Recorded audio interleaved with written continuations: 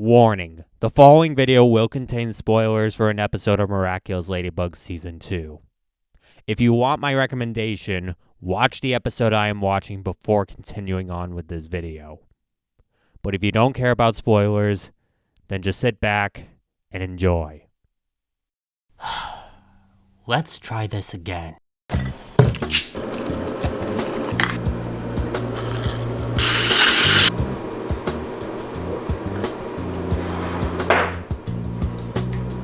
No matter what they say, you're not crazy.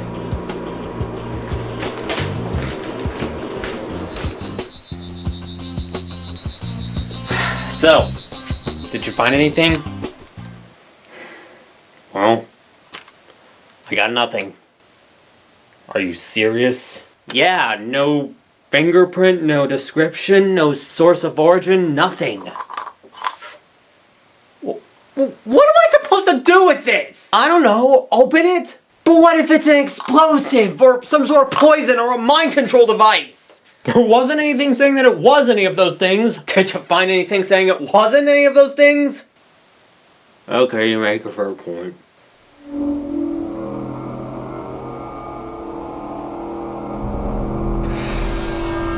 Damn my curiosity.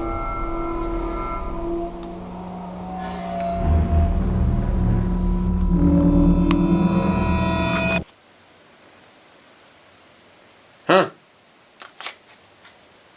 It's a code fob. Well, I got no use for it.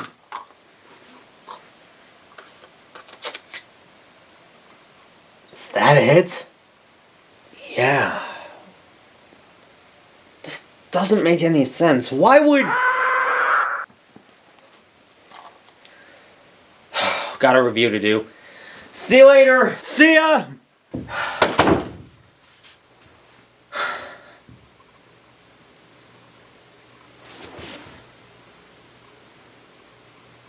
I'll question it later. Cue the title card.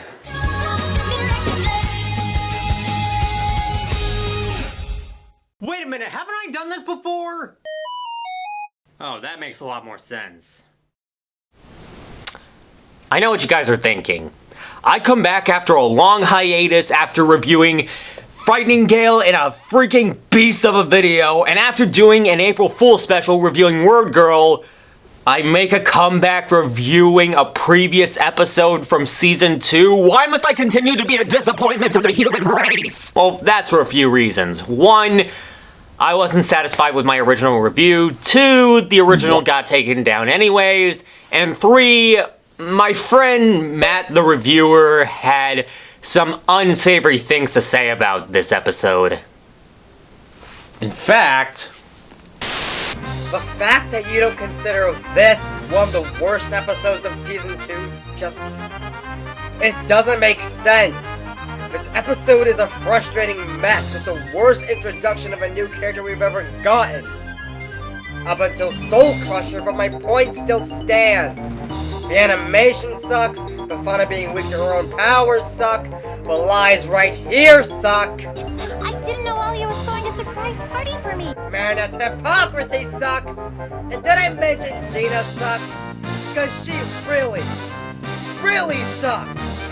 How could you say in good faith that this is better than Frightening Gale, you Nickelback-loving, cherry coke guzzling, Lila simping, puppeteer overrating, son of a... He's nice when you get to know him. And I figured, why not give this episode another shot? Maybe bring up some new points, introduce some new jokes, bring back some old ones, tighten up the pacing a bit, and hope to God that it doesn't get taken down again. Please. And if you're wondering where the Season 1 Redux episode reviews are, wait until Season 3. I promise I'll get to them. So, with all that said, let's have a look at Episode 4, Befana. Again. And you know what? Considering this is Befana, might as well convert again. Okay, seriously, that can design is even worse. So we opened this episode on Marinette's birthday. Well, it might have taken us 30 episodes, but hey, we finally made it. We're here. It's done. Marathon over. We can go home now. And after Miss Walking Disaster folds some clothes, Tiki decides to give her a birthday present. Here's hoping to God that she doesn't make her fly. What the hell did I just say? And after doing a ritual dance, she spits in Marinette's hand, and I'm still surprised that the show got away with this shot. Did I mention that she's 14 years old in this episode? But it turns out that Tiki's gift wasn't a suggestive saliva, but rather a magical kidney stone called a Quagatama. Basically, the Kwamis take a hair from the former and current Miraculous holders, build up a resin inside of them over several months, and create a magical charm in the shape of a yin or yang symbol.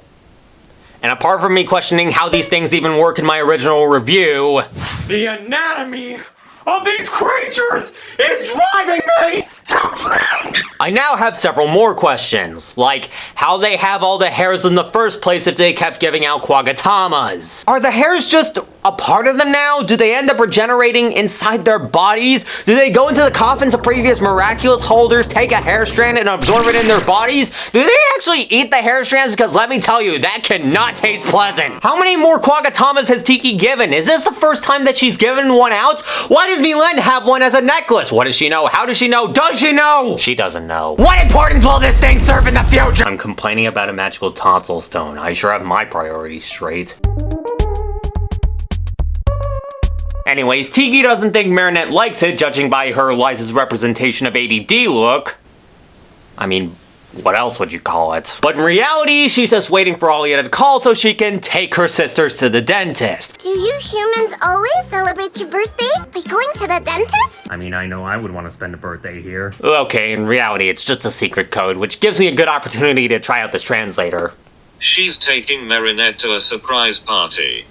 Works like a charm. And while Tiki doesn't think that Ollie is throwing any sort of surprise, Marinette's able to see all the signs from Julika holding a bike pump, Ollie talking to Adrian. She even gets up in Nino's personal space to find him listening to her favorite song. I honestly gotta wonder how the meetings for this party went. Hey guys, the party's almost ready. Has Marinette found out yet? She saw me with a bike pump. She got up in my personal space! Yeah, I'm sure we're fine.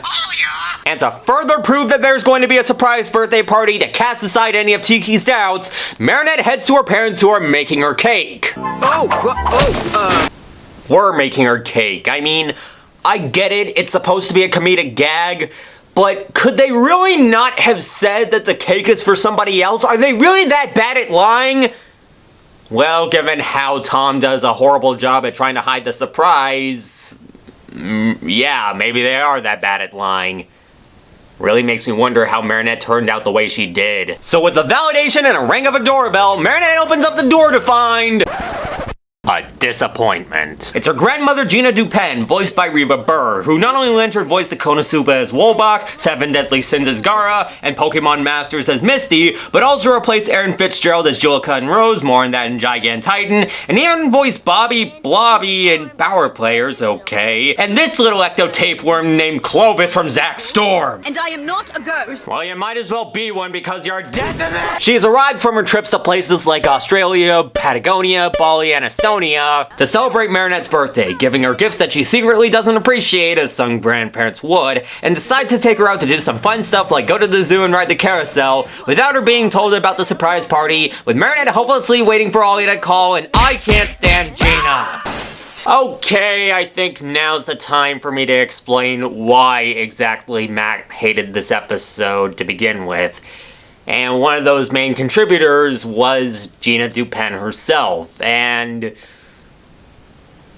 I mean, I like her attire even if the non-infringing Dark Side of the Moon shirt doesn't make sense anymore, and Reba gives a pretty good performance as her, even providing a nice singing voice when she becomes akumatized later. But aside from her aesthetics and voice performance, she is just unbearable. Now, I could understand her not realizing that Marinette isn't a child anymore. Even giving Marinette a supposedly knitted shirt with art inspired by Kenuak Ashuvak for her 10th birthday, even though she's 14. But aside from that, how did I give this woman a pass? For one, she doesn't really think about the fact that Marinette might have, you know, plans, and instead decides, nope, I'm taking her to have some fun of my own. No ifs, ands, or buts about it. I really need to learn how to phrase things. I am so sorry, people. Admittedly, I could probably defend this as being tradition and wanting to relive the past. I could understand that. The problem comes when Tom tries to tell her that she has a birthday party coming up, and Gina just jumps to conclusions, thinking he's about to tell her she doesn't know her own granddaughter anymore, which, to be fair, she probably doesn't. Or tell her she doesn't want to hang out with her anymore. Like, woman, let your son speak! And later on, when Marinette leaves her, she says Tom was right. Marinette's too old to hang out with. You didn't even let him say anything! I mean, what's next? Is he going to tell him that you don't tell your mom what to do even though she didn't let him? Don't tell your mama what to do. For one, I kind of like Gina Dupin as a character. This guy is f***ing stupid! And this even extends to her being with Marinette, which kind of leads to another problem Matt had with this episode. Marinette's hypocrisy. Now, as easy as it is for me to just pull up what she said in Volpina, I don't put up with lies, especially when they're about me. and just call her out for lying to her grandmother, I mean, I kind of did that in my Origins review, and I kind of regret it in hindsight. For a change, I'm actually going to stick up for Marinette. Yeah, it probably would have been a bit better if she was more upfront with her grandmother about her plans and her gifts. I mean, I won't put that down, but I get it. I mean, I'm pretty sure some of us have gotten that lame gift from our grandparents that we might not have appreciated, but just had to fake a smile because our grandparents thought of us, or because we don't want to hurt their feelings. Much like Marinette does with these candies she said she loved as a child, but really doesn't. It's like macaroni art, except less sucky. Not to mention, they rarely hang out with each other, which is why she chooses to spend the day with her, just to make her happy even if she isn't. Though this leads to more of Gina not paying attention, and I didn't even pick this up in my first viewings. Marinette does say she'll hang out with Gina, seeing as it's not 4 o'clock yet. Does Gina ask Marinette what she has at 4 o'clock and try to honor that? No, she just ignores it and gets upset when she tries to leave because I have plans! Like, woman, Marinette said that she had something at 4 o'clock! Why aren't you even paying attention to this? And then there's later on where she calls out Marinette for lying about going to the dentist. Now, the part where Marinette says, I didn't know Alia was throwing a surprise party for me. even though earlier on she said, Is that Alia might be throwing me a surprise birthday party?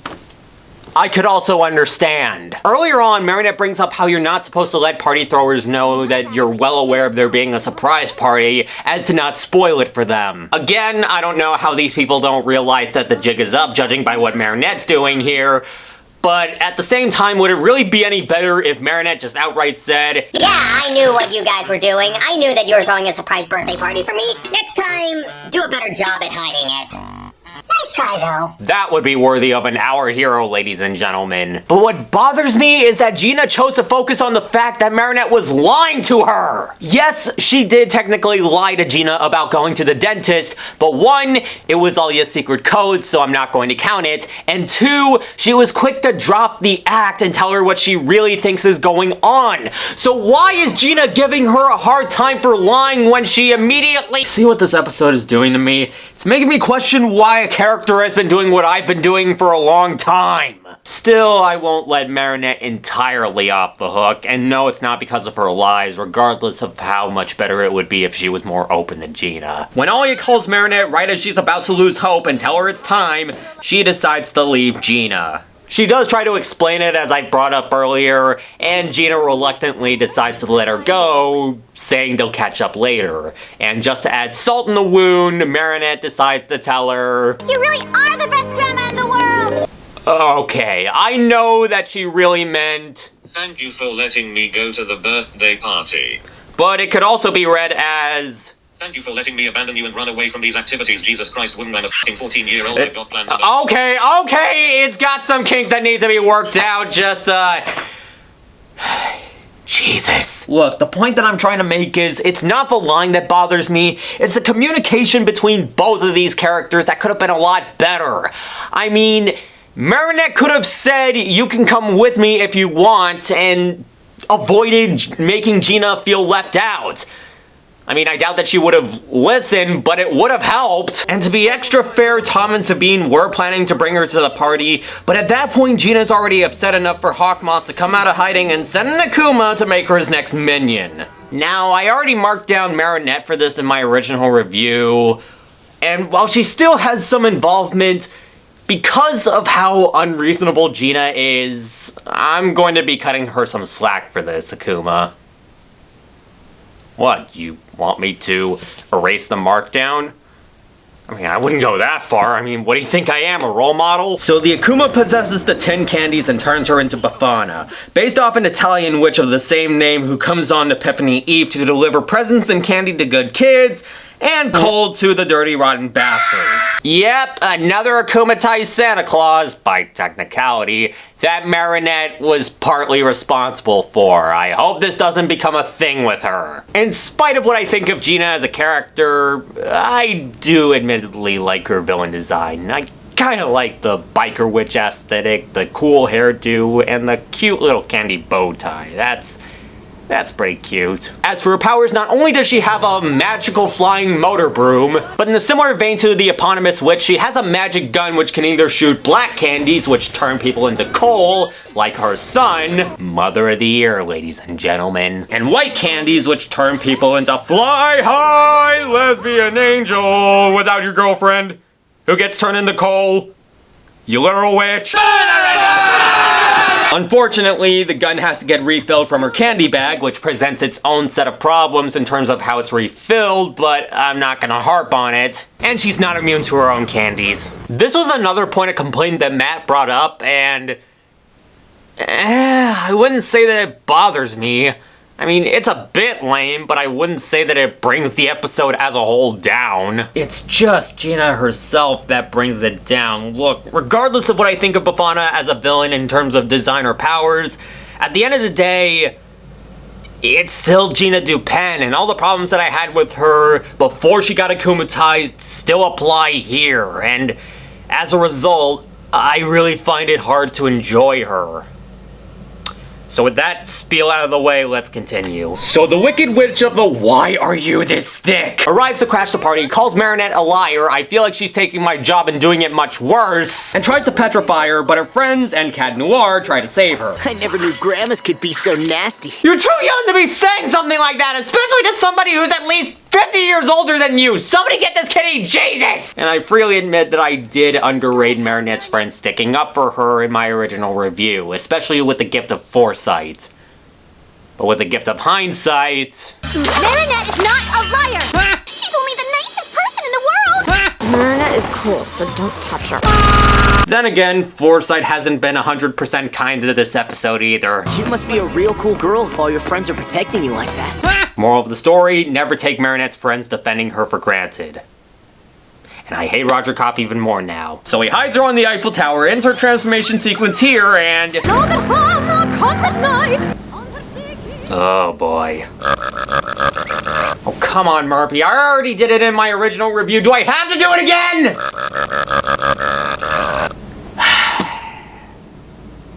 Alright. From the top. We see Befana serenade, Laduna immobile, turning breads in the coal, creating minions and suddenly pull! I hope I don't have to do that again. Oh, will you shut up? So after Hawkmoth gives her demands and loses some integrity in the process, just a bit. Please. I mean, after Gigant Titan and several other episodes, this seems relatively tame. She heads to the Eiffel Tower with her angels taking care of the villains. Hey, it was her saying it this time. Take care of these two villains. Finally, something we can agree on. Well, at least until Ladybug saves Cat Noir after he's thrown off her motor broom, which doesn't really make any sense. Usually witches appreciate having a black cat on their broomstick. To which she then decides... What a sweet Ladybug you are. No, you don't. No, this is all of the nope in the universe just combined into a gigantic monolith of... No! You do not call the spotted flea a villain and then turn around and call her a sweet little ladybug. Those two things just do not go... Okay, maybe I'll cut you a bit of slack considering you found Ladybug saving Cat Noir pretty sweet, which, well, to be honest, it kind of is. Just as long as you don't turn her into a fairy. You'd make a perfect fairy. Then Thankfully, Ladybug rejects her offer, causing Befana to backpedal on her original statement. You can't turn down a gift, you rude little imp! Oh my god, woman, you're going to turn Ladybug into one of your angel minions, which, given that she is trying to stop you, is the last thing she would want. Would you honestly expect her to just hop at the opportunity to be on your side like an utter moron? She may be dumb as bricks at points, but she's not Richard Watterson, stupid, and that was as nice as she could reject it. She could have been so much more blunt and rude, and oh my god, why am I complaining about this? So after an admittedly awesome shot, well, for DQ standards at least, the duo find out her weakness, and then Ladybug uses her lucky charm. And what does she summon this time? You didn't tell me you played the tuba.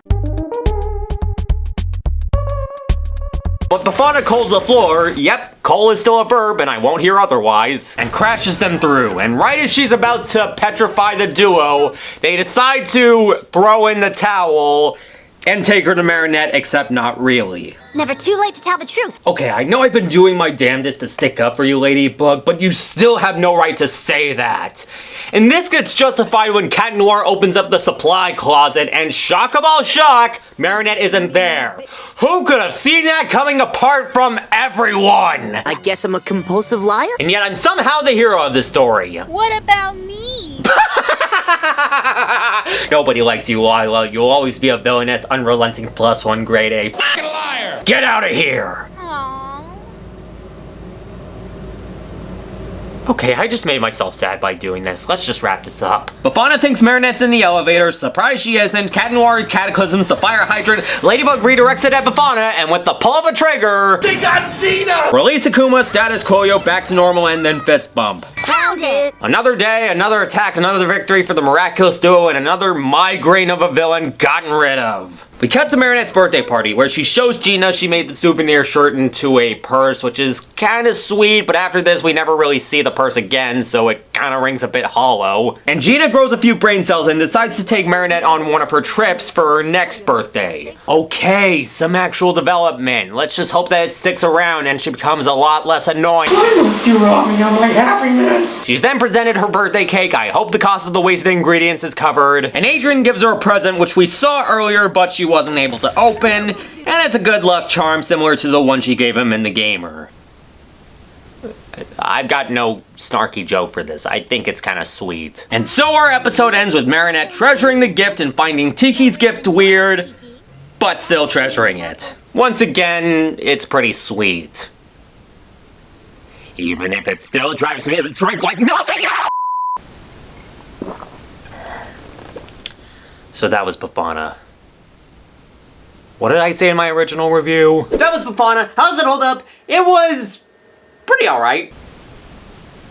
Yeah, my opinion is soured considerably. I won't say it's completely without merit. It's got some sweet moments between Marinette and Gina. I appreciate how she spent time with her to make her happy, and in spite of Matt's criticisms, I could stand up for Marinette's hypocrisy, at least in this episode. I also appreciate Marinette's friend sticking up for her, hindsight be damned, and in spite of the animation, which I'll get to, it has a few decent action shots. Ultimately, what killed this episode for me, Gina is such a frustrating character. Oh my god, I didn't mind Gina in my original review, but after really paying attention to what she was saying, I started to question why I even liked her to begin with. She never pays attention to anyone, and the length she'll reach to justify her anger is so unreasonable it's almost concerning. I mean, she never lets her son tell her the truth and then proceeds to punish him for telling his mother what to do, and calls out Marinette for lying about going to the dentist even though she said she thinks they're throwing a surprise party.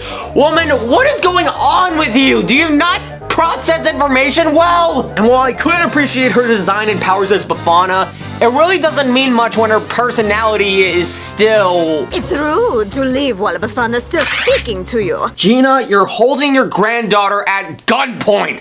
Why wouldn't she want to run away from you? And for as much as I've been trying to defend Marinette in this episode, I still think she could have communicated to Gina a bit better. I mean, I'm not gonna give her a complete hard time for this. Again, I just wish she did better. I really wanted to defend this one, guys. I was ready to go up to bat for this episode in the face of Matt and even my girlfriend Ellie when they both considered it not good. Like, I was ready to stand up for this, but upon rewatching it twice, the cracks started to show. It became a lot less enjoyable, and what I once thought was okay just ended up a lot more frustrating. Does that make it a worse episode than Frightening Gale? Look, I may be insane, but I'm not psychotic. No! I still say Frightening Gale's the worst. I mean, yeah, Befana might not be enjoyable, but I could still sort of say that it was a decent enough episode with one major problem, being Gina, just bringing the entire thing down for me. Frightening Gale, on the other hand, was just a mountain of problems, and as the episode went on, it just kept on getting worse and worse. From the moment Plague said, "No way, people are blind," to even after the episode is over when you realize the main conflict was worthless. And all this is putting aside the music video mistake that made the students go from dumber than bricks to Give me cancer now, God! the only thing in Frightening Gale's favor, and I've been holding it off until this very moment, is the animation. In fact, I feel like I've oversold how bad Frightening Gale's animation was just to make it look worse.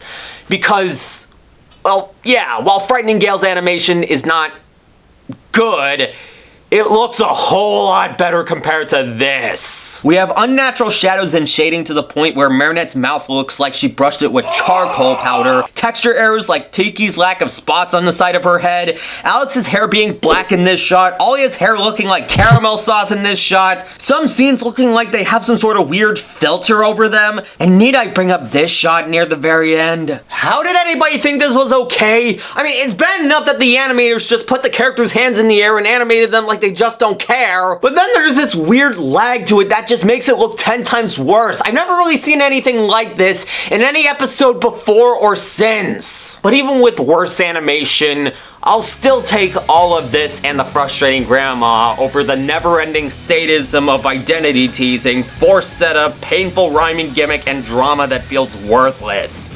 In a way, if Frightening Gale was the Season 2 equivalent to Lady Wi-Fi, not counting Prime Queen, of course, then Befana's the Season 2 equivalent to Princess Fragrance. It's not what I would call awful. It does have its moments, and to be extra fair, the setup of Befana is miles better than Princess Fragrance's. Seriously, Tiki getting a cold out of nowhere. It's just got a giant green elephant in the room that prevents me from fully defending it.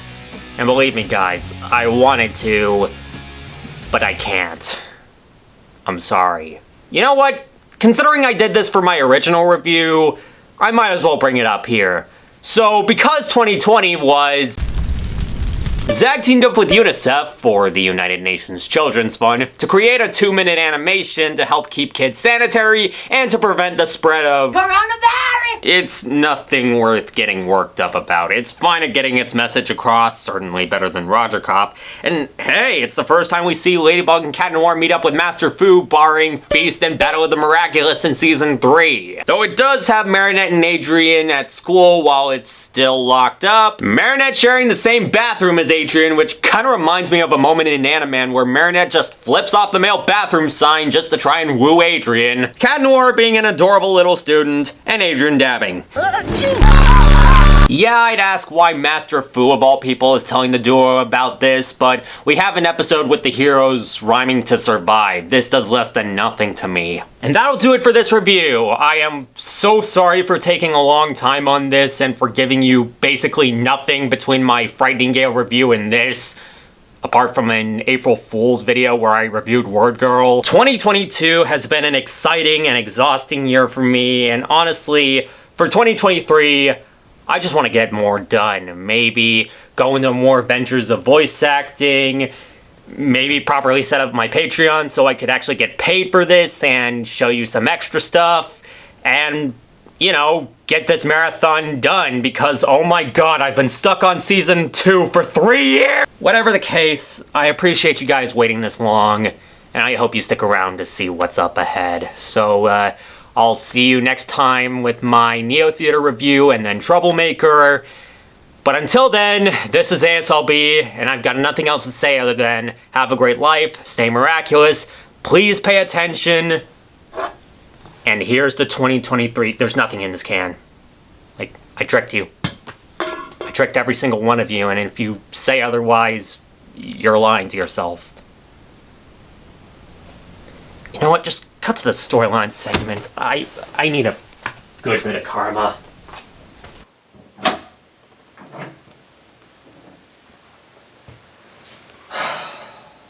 Another episode in the can.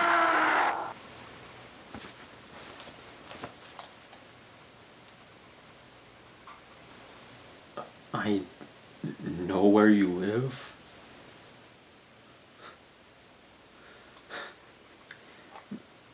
She must be joking. There's no way that she... He's like wrapped out. Like, there is no way that she could have possibly...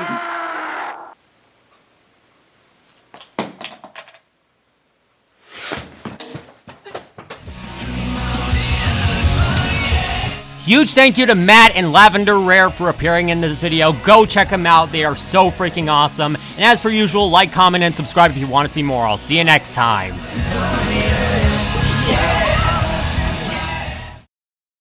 Okay. Now where do I dispose of this?